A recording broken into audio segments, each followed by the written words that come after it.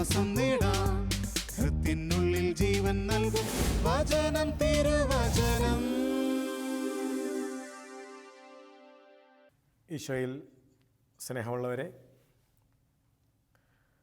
ദൈവവചനത്തിലൂടെ നാം നമ്മുടെ ജീവിതങ്ങളെ ദൈവവചനത്തോടൊപ്പം യാത്ര ചെയ്യുന്ന സമയമാണിത്. നമുക്ക് നമ്മെ വചനത്തിലൂടെ നടത്താൻ സഹായിക്കുന്ന പരിശുദ്ധാത്മാവിനോട് പ്രത്യേകം പ്രാർത്ഥിക്കാം. പരിശുദ്ധാത്മാവേ, ദൈവത്തിൻ്റെ വചനം ഞങ്ങൾക്കൊരാശയമോ ഒരറിവോ ആയി മാറാതെ ഞങ്ങളുടെ ജീവിതങ്ങളെ കരുപ്പിടിപ്പിക്കുന്നതായി, ഞങ്ങളുടെ ജീവിതത്തിൽ നിറയുന്നതായി തീരാൻ പ്രത്യേകം അങ്ങ് ഞങ്ങളെ സഹായിക്കണമേ. ഈ സമയം ദൈവത്തിൻ്റെ വചനം ഞങ്ങൾ കേൾക്കുമ്പോൾ ആ വചനം ഞങ്ങളുടെ ഹൃദയത്തിൽ മാംസം ധരിക്കാൻ തക്കവണ്ണം ഞങ്ങളെ അനുഗ്രഹിക്കണമേ. മാതാവേ, അമ്മയുടെ മാധ്യസ്ഥം ഈ വചന ശുശ്രൂഷയിൽ പ്രത്യേകമാവണ്ണം തേടുന്നു. ഞങ്ങൾക്ക് വേണ്ടി പ്രാർത്ഥിക്കണമേ. പിതാവിൻ്റെയും പുത്രൻ്റെയും പരിശുദ്ധാത്മാവിൻ്റെയും നാമത്തിൽ ആമേൻ. പ്രിയമുള്ളവരെ, വിശുദ്ധ ഗ്രന്ഥത്തെ നമുക്ക് അനുരഞ്ജനത്തിൻ്റെ ഗ്രന്ഥം എന്ന് വേണമെങ്കിൽ വിളിക്കാം. കാരണം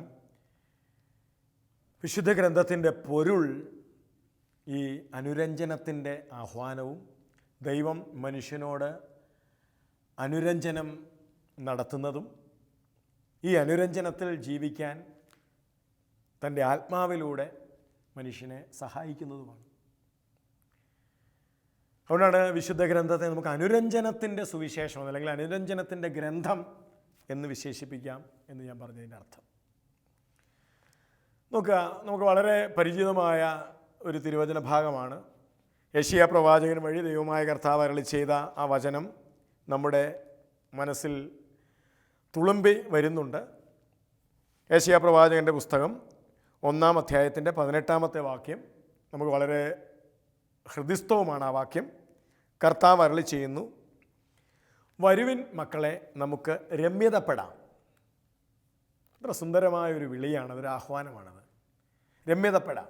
കുറച്ചുകൂടി നമ്മുടേതായ നാടൻ ഭാഷയിലേക്ക് പറഞ്ഞാൽ വാ നമുക്ക് കൂട്ടുകൂടാം. ഒരു വിളിയാണത്. വരുവിൻ മക്കളെ, നമുക്ക് കൂട്ടുകൂടാം. ഇത് ഉൽപ്പത്തി പുസ്തകത്തിൽ ആരംഭിച്ച ഒരു കൂട്ടുകൂടലാണ്. ദൈവം മനുഷ്യനോട് കൂട്ടുകൂടാൻ വന്നവനായിട്ടാണ് ഉൽപ്പത്തി പുസ്തകത്തെ ഗ്രന്ഥകാരൻ അവതരിപ്പിക്കുന്നത്. വെയിലാറിയപ്പോൾ ദൈവമായ കർത്താവ് ഏദൻ തോട്ടത്തിൽ ഉലാത്തുന്നതിൻ്റെ ശബ്ദം മനുഷ്യൻ കേട്ടു. ഉൽപ്പത്തി 3:8 നമ്മൾ വായിച്ചിട്ടുള്ളതാണ്. കൂട്ടുകൂടാൻ വരുന്ന ദൈവത്തെ അവതരിപ്പിക്കുകയാണ്, മനുഷ്യനോട് കൂട്ടുകൂടാൻ. വന്നിട്ട് ആദ്യം പരതുന്നത് മനുഷ്യനെയാണ്. വെയിലാറിയപ്പോൾ ദൈവമായ കർത്താവ് ഏദൻ തോട്ടത്തിൽ ഉലാത്തുന്നതിൻ്റെ ശബ്ദം മനുഷ്യൻ കേട്ടു. നമ്മൾ വായിക്കുന്നുണ്ട്, പുരുഷനും ഭാര്യയും മനുഷ്യർ അവൻ്റെ മുമ്പിൽ നിന്ന് മാറി മരങ്ങളുടെ ഇടയിൽ ഒളിച്ചു. ദൈവം അന്വേഷിക്കുകയാണ്, എന്തിയേ? കൂട്ടുകൂടാൻ വന്നവൻ അന്വേഷിക്കുകയാണ് കൂട്ടുകാരെ. അതുകൊണ്ട് പ്രിയപ്പെട്ടവരെ, ദൈവം മനുഷ്യനോട് ഹൃദയബന്ധം സ്ഥാപിച്ചു തിരുവചനത്തിൽ. തിരിച്ച് നാമും ഈ ഹൃദയബന്ധം, അനുരഞ്ജനം അതാണ്. ഹൃദയത്തിൽ നമുക്ക് ദൈവത്തോടും മനുഷ്യരോടും ബന്ധമുണ്ടാകുന്നതിന് പറയുന്ന പേരല്ലേ അനുരഞ്ജനം. എനിക്ക് ഇത്രത്തോളം ദൈവത്തോട് ഹൃദയത്തിൽ ബന്ധമുണ്ട്, ഹൃദയം കൊണ്ട് സ്നേഹമുണ്ട്. ദൈവത്തെ പേടിയുണ്ടായിരിക്കാം, ദൈവത്തെക്കുറിച്ച് അറിവുണ്ടായിരിക്കാം, അതൊക്കെ എൻ്റെ തലച്ചോറിൽ അറിവുണ്ടായിരിക്കാം, എൻ്റെ വികാരതലങ്ങളിൽ ദൈവത്തെക്കുറിച്ച് എനിക്ക് പേടിയുണ്ടായിരിക്കാം. ദൈവത്തെ ഹൃദയത്തിൽ എത്രത്തോളം ദൈവത്തെ എനിക്ക് സ്നേഹമുണ്ട്, അത് പ്രധാനപ്പെട്ടൊരു കാര്യമാണത്. ഈ സ്നേഹമാണ് ദൈവം നമ്മളോട് ഇങ്ങോട്ട് കാണിച്ചത്. ഈ ഹൃദയബന്ധമാണ്. ദൈവത്തിന് മനുഷ്യരോടുള്ളത് ഹൃദയ ബന്ധമാണ്, ആത്മബന്ധമാണ്. അതുകൊണ്ടാണ് പഴയ നിയമ പ്രവചന പുസ്തകങ്ങളിലൊക്കെ ദൈവത്തിൻ്റെ കരച്ചിൽ നമ്മൾ കാണുന്നത്. മുല കുടിക്കുന്ന കുഞ്ഞിനെ അമ്മയ്ക്ക് മറക്കാൻ കഴിയുമോ? പുത്രനോട് പെറ്റമ്മ കരുണ കാണിക്കാതിരിക്കുമോ? അവൾ നിന്നെ മറന്നാലും ഞാൻ നിന്നെ മറക്കൂല. ഇതെനിക്ക് നിന്നോടുള്ള ഇൻറ്റിമസിയാണ്, എനിക്ക് നിന്നോടുള്ള ഹൃദയ അടുപ്പമാണ്. അത് പോവില്ല. അതുകൊണ്ടാണ് ഒരു പ്രവാചകൻ വഴി ദൈവമായ കർത്താവ് വീണ്ടും വിലപിച്ചത്, ആകാശമേ കേൾക്കുക, ഭൂമിയെ ചെവി തരിക, ഞാൻ മക്കളെ പോറ്റി വളർത്തി, എന്നാൽ അവരെന്നോട് മത്സരിക്കുന്നു. എൻ്റെ നൊമ്പരം അതാണ്. ഞാൻ അങ്ങോട്ട് കാണിക്കുന്ന ഹൃദയബന്ധം അവരിങ്ങോട്ട് കാണിക്കുന്നില്ല. പ്രിയപ്പെട്ടവരെ, ദൈവത്തോടുള്ള ഹൃദയബന്ധമാണ് പ്രധാനം. ഭക്തി എന്ന വാക്കുപോലും അതല്ലേ. ഭക്തം എന്ന വാക്കിൻ്റെ അർത്ഥം എന്താ? ഒട്ടിപ്പിടിച്ചിരിക്കുന്നത്. ഭക്തി വൈകാരികമായ ഒരു ഭാവമല്ല. ഹൃദയം ദൈവത്തോട് ഒട്ടിപ്പിടിച്ചിരിക്കുന്നതിന് പറയുന്ന പേരാണ് ഭക്തി. വിശ്വാസം എന്താ? ഈ ഹൃദയ ബന്ധത്തിന് പറയുന്ന പേരല്ലേ വിശ്വാസം. വിശ്വാസം വൈകാരികമായൊരു തോന്നലല്ല, വൈകാരികമായൊരു ഭാവമല്ല വിശ്വാസം. വിശ്വാസം ഈ ഒട്ടിപ്പിടിക്കലിന്, ഈ ഹൃദയത്തിൽ ഒട്ടിപ്പിടിക്കുന്നതിന് പറയുന്ന പേരാണ് വിശ്വാസം. ഒരു വയസ്സുള്ള കൊച്ച് അമ്മ രണ്ട് കൈയും കൂടെ നീട്ടിയാൽ ഒരു ചാട്ടം ചാടും കൊച്ച്. ഇത് ഹൃദയബന്ധത്തിൻ്റെ വിശ്വാസമാണ്. അപ്പോൾ വിശ്വാസവും ഭക്തിയും എല്ലാം നിർവചിച്ചു വരുമ്പോൾ ഈ ഹൃദയബന്ധത്തിന് പറയുന്ന പേരാണ് വിശ്വാസവും ഭക്തിയും ഒക്കെ. അതുകൊണ്ടാണ് ദൈവം മനുഷ്യനിൽ നിന്ന് ഈ ഹൃദയബന്ധം ആഗ്രഹിക്കുന്നത്. ഇനി ദൈവത്തോട് ഹൃദയബന്ധമുണ്ടായാലേ മനുഷ്യരോട് നമുക്ക് ഹൃദയബന്ധം ഉണ്ടാവും. ഇത് രണ്ടും ഒരു നാണയത്തിൻ്റെ രണ്ട് വശങ്ങൾ പോലെ തന്നെയല്ലേ. ദൈവത്തോട് ഹൃദയബന്ധമില്ലാതെ മനുഷ്യരോട് ഹൃദയബന്ധമുണ്ടാവില്ല. 2, മനുഷ്യരോട് ഹൃദയബന്ധമില്ലാതെ ദൈവത്തോട് ഹൃദയബന്ധമുണ്ടാവില്ല. അതുകൊണ്ട് പ്രിയപ്പെട്ടവരെ, ഹൃദയബന്ധത്തിന് ദൈവം മനുഷ്യർക്ക്, ദൈവത്തോടും മനുഷ്യരോടും ഹൃദയബന്ധം ഉണ്ടാകണമെന്നത് ദൈവത്തിൻ്റെ ആഗ്രഹമാണ്. ഇനി ഉൽപ്പത്തി പുസ്തകത്തിൽ 3-ാം അധ്യായത്തിലാണ് ദൈവം തൻ്റെ ആദ്യത്തെ ചോദ്യം മനുഷ്യനോട് ചോദിക്കുന്നത്. ആദ്യ ചോദ്യം അതുപോലെ ഈ ഹൃദയബന്ധത്തെക്കുറിച്ചാണ്. ദൈവം മനുഷ്യനോട് ചോദിച്ച ആദ്യത്തെ ചോദ്യം പോലും ഈ ഹൃദയബന്ധത്തെക്കുറിച്ചാണ്. വെയിലാറിയപ്പോൾ 3:8 വെയിലാറിയപ്പോൾ ദൈവമായ കർത്താവ് ഏദൻ തോട്ടത്തിൽ ഉലാത്തുന്നതിൻ്റെ ശബ്ദം അവർ കേട്ടു. പുരുഷനും ഭാര്യയും അവിടുത്തെ മുമ്പിൽ നിന്ന് മാറി തോട്ടത്തിലെ മരങ്ങളുടെ ഇടയിൽ ഒളിച്ചു. അവിടുന്ന് പുരുഷനെ വിളിച്ച് ചോദിച്ചു, നീ എവിടെ? എന്താ ചോദ്യത്തിൻ്റെ അർത്ഥം? നീ ഇപ്പം എവിടെ നിൽക്കുവാന്നല്ല.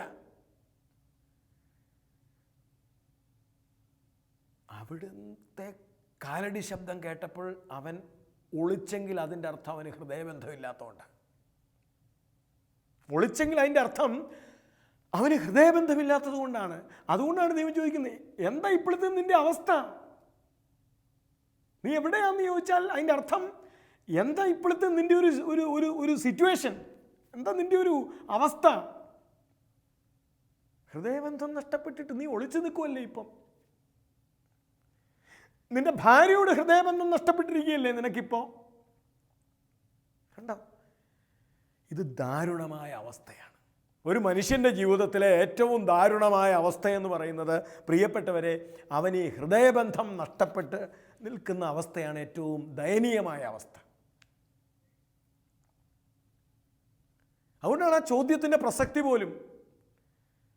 നീ എവിടെയാണ് ഇപ്പോൾ? നീ എവിടെയാ? ഏതവസ്ഥയിലാണ് നീ? ദൈവത്തോട് ഹൃദയബന്ധം നഷ്ടപ്പെട്ട്, സ്വന്തം ജീവിത പങ്കാളിയോട് ഹൃദയബന്ധം നഷ്ടപ്പെട്ട് നിൽക്കുന്ന നിൻ്റെ അവസ്ഥ എത്ര ശോചനീയമാണ്. അതുകൊണ്ട് പ്രിയമുള്ളവരെ, ദൈവത്തോടും മനുഷ്യരോടും ഹൃദയബന്ധം ഇല്ലാത്ത ജീവിതം ശോചനീയമായ ജീവിതമാണ്. ചില ആളുകൾ ഈ ഹൃദയബന്ധമില്ലാതെ, സ്വന്തം ജീവിത പങ്കാളിയോട് ഹൃദയബന്ധമില്ലാതെ, സ്വന്തം മക്കളോട് ഹൃദയബന്ധമില്ലാതെ, മാതാപിതാക്കളോട് ഹൃദയബന്ധമില്ലാതെ, ജോലി ചെയ്യുന്ന സ്ഥലത്ത് തൻ്റെ സഹപ്രവർത്തകരോട് ഹൃദയബന്ധമില്ലാതെ, അയൽക്കാരോട് ഹൃദയബന്ധമില്ലാതെ ജീവിക്കുന്നതിനെ പ്രിയപ്പെട്ടവരെ മാന്യതയെന്ന് കരുതരുത്. എനിക്ക് പൈസയുണ്ട്, എനിക്ക് ആരുടെ സഹായം വേണ്ട, എനിക്ക് ആരോഗ്യമുണ്ട്, ആരുടെ സഹായം വേണ്ട, ഞാൻ അങ്ങോട്ടും ഒന്നിനും പോകുന്നില്ല, ആരും ഇങ്ങോട്ടും ഒന്നിനും, ഇങ്ങനെയൊക്കെ പറയുന്ന ജീവിതങ്ങൾ ധാരാളമുണ്ട്. അവൻ ഇങ്ങോട്ടില്ലെങ്കിൽ എനിക്ക് അങ്ങോട്ടും ഇല്ല. എന്ത് എളുപ്പമാണ് പറയാൻ. അവൾക്ക് ഇങ്ങോട്ടില്ലെങ്കിൽ എനിക്ക് അങ്ങോട്ടും ഇല്ല. എന്ത് എളുപ്പത്തിലാണ് നമ്മൾ സംസാരിച്ച് തീർക്കുന്നത്. പക്ഷേ ഇത് ഒരു ദയനീയ അവസ്ഥയാണെന്ന് തിരുവചനം നമ്മുടെ മുമ്പിൽ കാണിച്ചു തരികയാണ്. എന്ത് കാരണത്തിൻ്റെ പേരിലാണെങ്കിലും അപരനോട് ഹൃദയബന്ധം നഷ്ടപ്പെടുന്നത് ബൈബിൾ വളരെ ദയനീയ അവസ്ഥയായിട്ട് ചിത്രീകരിക്കുന്നു. അതുകൊണ്ടാണ് ദൈവമായ കർത്താവ് വിളിച്ചു ചോദിക്കുന്നത്, നീ എവിടെയാ? നീ എവിടെയാ? പ്രിയപ്പെട്ടവരെ, ദൈവം തിരിച്ചു വിളിക്കുന്നത് ഈ ഹൃദയ ബന്ധത്തിലേക്കാണ്. ഇനി നോക്ക്, ദൈവം എന്തിന് മനുഷ്യനായി എന്നൊരു ചോദ്യത്തിൻ്റെ ഉത്തരം എന്താ? ഫിലിപ്പിയ ലേഖനൻ നമ്മൾ വായിക്കും, 2-ാം അധ്യായത്തിൽ നമ്മൾ വായിക്കുന്നുണ്ട്, അവൻ ദൈവമായിരുന്നിട്ടും ദൈവത്തോടുള്ള സമാനത നിലനിർത്തേണ്ടത് കാര്യമായി പരിഗണിക്കാതെ തന്നെ ശൂന്യനാക്കി എന്ന് നമ്മൾ തിരുവചനം വായിക്കുന്നുണ്ട്.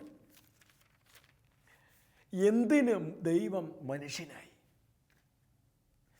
നമ്മൾ മനുഷ്യനെ രക്ഷിക്കാൻ എന്നൊക്കെ പറഞ്ഞൊരു ഒരു ഒരു സാർവത്രിക ഉത്തരം കൊടുത്ത് നമ്മൾ തൃപ്തിപ്പെടരുത്. പ്രിയപ്പെട്ടവരെ, ദൈവം മനുഷ്യനായത് എന്തിന്? ദൈവത്തിൻ്റെ രൂപത്തിൽ ആയിരുന്നെങ്കിലും അവൻ ദൈവവുമായുള്ള സമാനത നിലനിർത്തേണ്ടത് ഒരു കാര്യമായി പരിഗണിച്ചില്ല.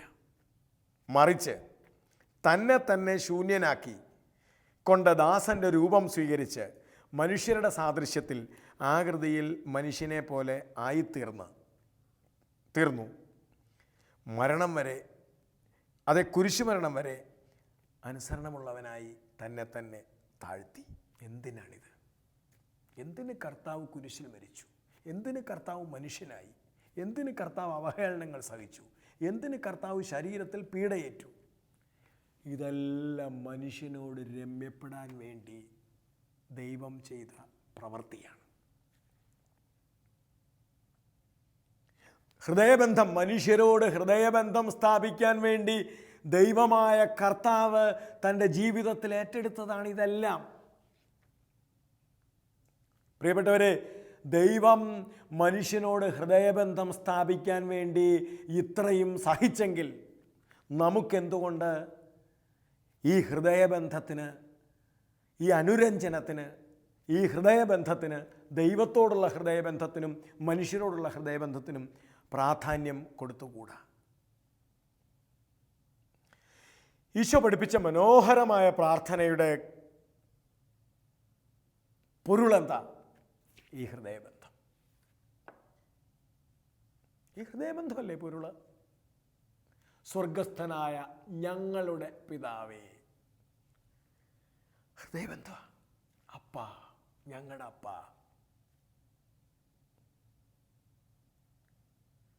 അങ്ങയുടെ നാമം പൂജിതമാകണമേ, അങ്ങയുടെ രാജ്യം വരണമേ, അങ്ങയ്ക്ക് ഇഷ്ടമുള്ളത് എൻ്റെ ജീവിതത്തിൽ സംഭവിക്കട്ടെ, എൻ്റെ ഇഷ്ടമല്ല. ഹൃദയബന്ധമുള്ളവർക്ക് അത് പറയാൻ പറ്റൂ. ദൈവത്തോട് ഹൃദയബന്ധമില്ലാത്തവർക്ക് ആ പ്രാർത്ഥന ചൊല്ലാൻ പറ്റില്ല. അത് ഹൃദയബന്ധത്തിൻ്റെ പ്രാർത്ഥനയാണ്. അങ്ങേക്ക് ഇഷ്ടമുള്ളത് എൻ്റെ ജീവിതത്തിൽ ചെയ്യാൻ. എന്താണ്? ഹൃദയബന്ധത്തിൻ്റെ പ്രാർത്ഥനയാണ്.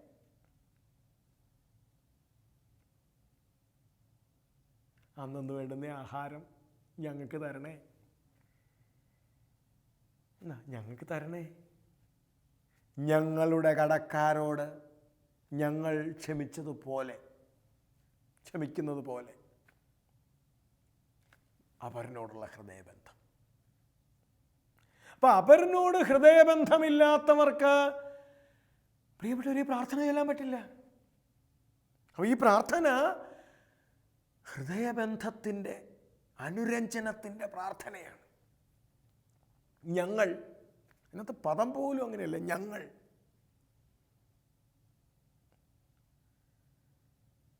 അപ്പം എൻ്റെ ഹൃദയത്തിൽ ഈ ഞങ്ങൾ വേണ്ടേ? നിങ്ങളില്ലെങ്കിലോ? എൻ്റെ ഹൃദയത്തിൽ ഒരാളെൻ്റെ ഹൃദയത്തിലില്ലെങ്കിലോ? അതുകൊണ്ട് പ്രിയപ്പെട്ടവരെ, ക്രൈസ്തവ ജീവിതത്തിൽ ഈ ഹൃദയബന്ധത്തിന്, ദൈവമനുഷ്യ ജീവിതത്തിൽ ഹൃദയബന്ധത്തിന് ഏറെ പ്രാധാന്യമുണ്ട്. ഇനി ഈശോ തൻ്റെ ജീവിതത്തിൽ, തൻ്റെ പരസ്യ ജീവിതകാലത്തെ 3 വർഷത്തെ കാലത്തെ ഈശോയിലേക്കൊന്ന് നോക്കിക്കേ. ഈശോയുടെ ഒരു ഹൃദയബന്ധം എത്ര ആഴത്തിലാണ് മനുഷ്യരുമായിട്ട്. ഉയർത്തെഴുന്നേറ്റ കർത്താവ് ആദ്യം ചോദിച്ച ചോദ്യം എന്താ? ഹൃദയബന്ധത്തിൻ്റെ പ്രകടനമാണ് ആദ്യത്തെ ചോദ്യം. വിശുദ്ധ യോഹന്നാന്റെ സുവിശേഷത്തിൽ നമ്മൾ വായിക്കുന്നുണ്ട്, ഉയർത്തെഴുന്നേറ്റ കർത്താവ് ചോദിക്കുന്ന ആദ്യത്തെ ചോദ്യം പോലും പ്രിയപ്പെട്ടവരെ മനുഷ്യൻ്റെ ജീവിതവും മനുഷ്യൻ്റെ സങ്കടവുമായിട്ട് എല്ലാം ബന്ധപ്പെട്ടതാണ്. അവൻ്റെ ആദ്യത്തെ ചോദ്യം പോലും.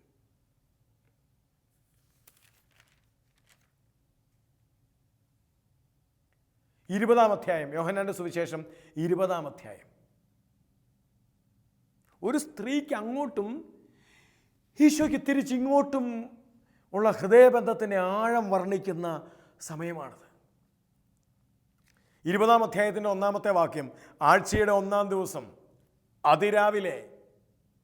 അതിരാവിലെ ഇരുട്ടായിരിക്കുമ്പോൾ തന്നെ, അപ്പോൾ അതിനെ കുറച്ചുകൂടി പറയണം, വെളുപ്പാൻ കാലത്ത്, നമ്മുടെ ഭാഷയിൽ അങ്ങനെ ആക്കണത്, വെളുപ്പാൻ കാലത്ത് മഗ്ദലന മറിയം ശവകുടീരത്തിൻ്റെ സമീപത്തേക്ക് വന്നു. നോക്കണം,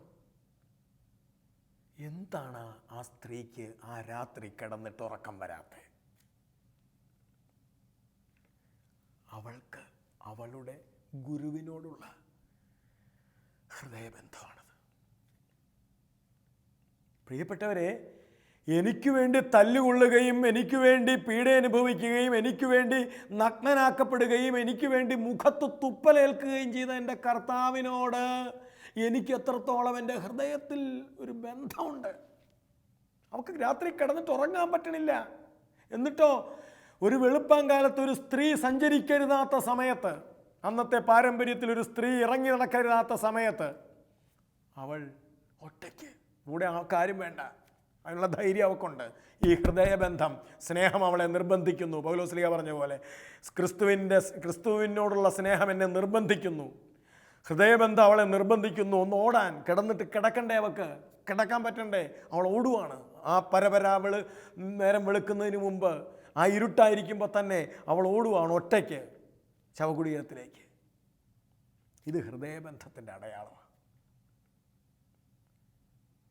പ്രിയപ്പെട്ടവരെ, ഇനി ഉയർത്തെഴുന്നേറ്റ കർത്താവ് ആദ്യം ചോദിച്ച ചോദ്യവും ആ സ്ത്രീയോടാ. അത് കഴിഞ്ഞിട്ട് അവൾ പോയി ഈശോയെ കാണാതെ വന്നപ്പോഴത്തേക്കും തിരിച്ചു വന്നു, ശിഷ്യന്മാരോട് പറഞ്ഞു, അവരോടി അവരവിടെ പോയി സ്ഥിരീകരിച്ചു. അവൾ ആ കല്ലറയിൽ തന്നെ നിന്നു. മറിയം കല്ലറയ്ക്ക് വെളിയിൽ കരഞ്ഞുകൊണ്ട് നിന്നു. അവൾക്ക് പോകാൻ പറ്റണില്ല. 11-ാമത്തെ വാക്യം വളരെ ഗംഭീരമായ വാക്യമാണ്. മറിയം കല്ലറയ്ക്ക് വെളിയിൽ കരഞ്ഞുകൊണ്ട് നിന്നു. അവൾക്ക് പോകാൻ പറ്റണില്ല. അവളുടെ ഗുരുവിനെ കാണുന്നില്ല.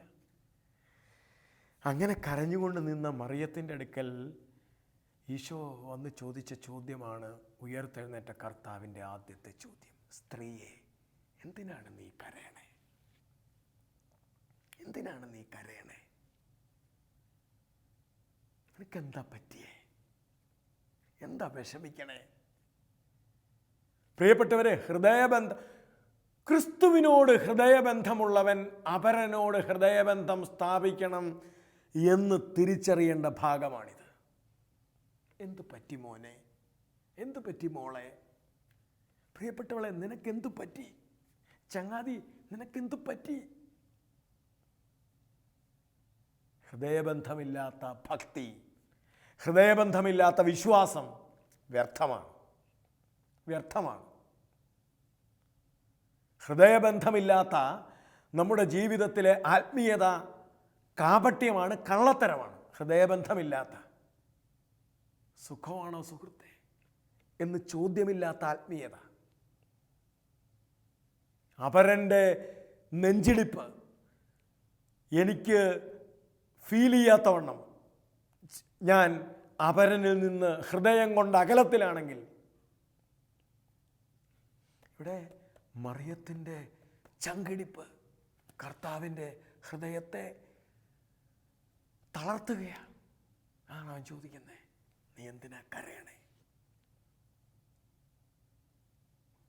പ്രിയപ്പെട്ടവരെ, നമ്മുടെ ജീവിതത്തിൽ ഈ ഹൃദയബന്ധത്തിൻ്റെ അഭാവം വിശ്വാസത്തിൻ്റെ അഭാവമാണെന്ന് തിരിച്ചറിയണം. കേവലം ഉപരിപ്ലവമായ വൈകാരികമായ ഭക്തി പ്രകടനങ്ങളല്ല വിശ്വാസമെന്ന് തിരിച്ചറിയണം. ദൈവത്തോടൊരു ഹൃദയബന്ധം. എൻ്റെ കർത്താവ്. അതാണ് വിശുദ്ധ യോഹന്നാൻ ശ്ലീഹ അവതരിപ്പിക്കുന്നത്. കർത്താവ് ഉയർത്തെഴുന്നേറ്റ് രണ്ടാം പ്രാവശ്യം പ്രത്യക്ഷപ്പെട്ടപ്പോൾ തോമസ് ഇല്ലാതിരുന്നു. ആദ്യം പ്രത്യക്ഷപ്പെട്ടപ്പോൾ രണ്ടാമത് ഈശോ വീണ്ടും പ്രത്യക്ഷപ്പെടുന്നു. തോമസ് ഉള്ളപ്പോൾ തോമസിനെ കർത്താവ് ക്ഷണിക്കുന്നുണ്ട്. തോമസെ, ഇവിടെ വരിക, നീ ഇവിടെ വരിക, കുറച്ചുകൂടി എൻ്റെ അടുത്തേക്ക് വരിക, കം ക്ലോസർ ടു മീ, എന്നോട് ഇച്ചിരി അടുത്ത് വരിക. ഹൃദയബന്ധം സ്ഥാപിക്കാനുള്ള വിളിയാ പ്രിയപ്പെട്ടവരെ ഇത്. ഹൃദയം കൊണ്ട് കർത്താവിനോട് അടുക്കാനുള്ള വിളി ഓരോ വിശ്വാസിക്കും തരികയാണ്. ഇവിടെ വരിക, എൻ്റെ കൈകൾ കാണുക, നിനക്ക് വേണ്ടിയുള്ള കാണ് നിനക്ക് വേണ്ടിയുള്ള മുറിവുകൾ കാണ്. ഹൃദയം കുറച്ചുകൂടെ അടുക്കട്ടെ, കൈ നീട്ടി എൻ്റെ പാർശ്വത്തിൽ വയ്ക്ക്, മുറിവിൽ വയ്ക്ക്, നിൻ്റെ ഹൃദയത്തിലൂടെ അടുക്കട്ടെ. പ്രിയപ്പെട്ടവരെ, തോമസ് ഇത് ചെയ്തോ ചെയ്തില്ലയോ നമുക്കറിഞ്ഞുകൂടാ. പക്ഷെ തോമസിൻ്റെ ഉള്ളിൽ നിന്ന് ആ വാക്ക് വന്നു, എൻ്റെ കർത്താവേ. കണ്ടോ, ഹൃദയത്തിൽ നിന്ന് വന്ന വാക്കാണത്. ഇത് നമുക്ക് കർത്താവിനോടുണ്ടാവാത്ത പക്ഷം നമ്മുടെ വിശ്വാസവും നമ്മുടെ ആത്മീയതയും തൊലിപ്പുറത്ത് ഉള്ള ചെറിയ വികാരതലങ്ങൾ മാത്രമായി പോകും. പിന്നീട് തോമസിന് കർത്താവിനോട് തോന്നിയ ആ ഹൃദയബന്ധം നഷ്ടപ്പെട്ടിട്ടില്ല. ആ ഹൃദയബന്ധമാണ് തോമസിനെ ഓടിച്ചത്. ആ ഹൃദയബന്ധമാണ്. ആ ഹൃദയബന്ധമാണ് പ്രിയപ്പെട്ടവരെ തോമസിനെയും മറ്റ് അപ്പസ്തോലന്മാരെയും കർത്താവിന് വേണ്ടി മരിക്കാൻ പ്രേരിപ്പിച്ചത്. ഈ ഹൃദയബന്ധമാണ് ഇന്ന് നമുക്കുണ്ടാവേണ്ടത്. അത് നൽകുന്ന ഒരു സാഹോദര്യ ബന്ധം ഉണ്ട്. ഈ കർത്താവിനോടുള്ള ഹൃദയബന്ധം നമുക്ക് സമ്മാനിക്കുന്ന മനുഷ്യബന്ധം. അവിടെയാണ് മനുഷ്യൻ്റെ നൊമ്പരങ്ങൾ എൻ്റെ ഹൃദയത്തിൽ എനിക്ക് ഫീൽ ചെയ്യാൻ തക്കവണ്ണം എനിക്ക് അപരനുമായിട്ടുള്ളൊരു ഹൃദയം. ഇതിന് പറയുന്ന പേരാണ് അനുരഞ്ജനം. ഈ അനുരഞ്ജനത്തിലേക്കാണ് കർത്താവ് നമ്മളെ വിളിക്കുന്നത്. ഈ അനുരഞ്ജനം പ്രാപിക്കാതെ, ഈ ഹൃദയബന്ധം സ്ഥാപിക്കാതെ പ്രിയപ്പെട്ടവരെ നമുക്ക് മുമ്പോട്ട് പോവുക സാധ്യമല്ല. അതുകൊണ്ട് നമ്മുടെ പ്രാർത്ഥനയുടെ കേന്ദ്രം അതായിരിക്കണം. സ്വർഗസ്ഥനായ ഞങ്ങളുടെ അപ്പ, ഞങ്ങളുടെ ഈശോയെ. ഇതാണ് നമ്മുടെ ഒരു പ്രാർത്ഥനയുടെ കേന്ദ്രം. ഞങ്ങളുടെ കർത്താവേ, ഞാനും നീയും. ആരെങ്കിലും എൻ്റെ ഹൃദയത്തിന് പുറത്ത് നിന്നാൽ അവനീ ഞങ്ങളിൽപ്പെടുകയില്ല. അപ്പം അവനുമായും എനിക്ക് ഹൃദയം തുറക്കണം, അപ്പോഴേ ഞങ്ങളാവും. അങ്ങനെയൊരു ഹൃദയ ഐക്യത്തിൻ്റെ ആത്മീയതയ്ക്ക് വേണ്ടിയിട്ട് നമുക്ക് പ്രാർത്ഥിക്കാം.